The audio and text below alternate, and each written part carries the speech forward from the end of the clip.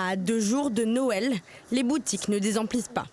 Les retardataires cherchent encore de quoi faire plaisir à leurs proches et certains misent sur des cadeaux ludiques, éducatifs et propices au moment de partage.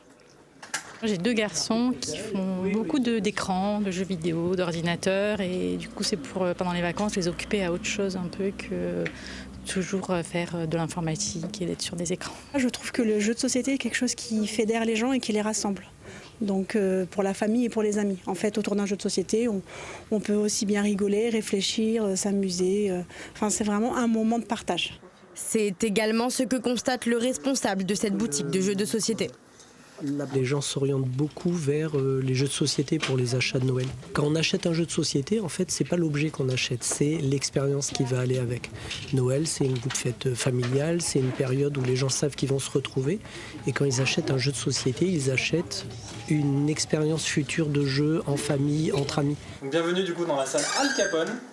Des activités à la maison, mais aussi ici, dans cette salle qui a tout l'air d'un repère de gangsters. Cet escape game propose aux joueurs de s'échapper de salles thématiques grâce à des indices. Pour Noël, il vend des bons d'achat à offrir à ses proches.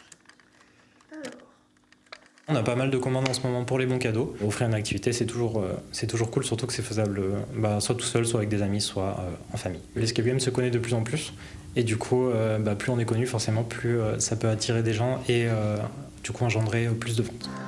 Plus original encore, cet endroit qui rappelle les plateaux des émissions phares de culture générale. Ici, les joueurs peuvent se défier autour de quiz en tout genre. Le concept, c'est de jouer à des jeux de quiz. Donc on a des jeux de quiz, on a le quiz original qui porte un peu sur tous les domaines. Et après, on a des quiz thématiques. Donc on en a qui sont plus portés sur l'humour. On a un qui s'appelle What the Fuck, par exemple, un autre qui s'appelle le Quiz Beauf. On peut aussi vous proposer des cartes cadeaux. Donc des cartes cadeaux qui permettent d'offrir à quelqu'un. Ça permet d'avoir des cadeaux très originaux qui vont forcément plaire parce que franchement, les gens qui viennent ici, ils adorent. Et vous pouvez offrir entre une partie jusqu'à autant de parties que vous voulez. L'endroit propose même un quiz spécial Noël, idéal pour les vacances.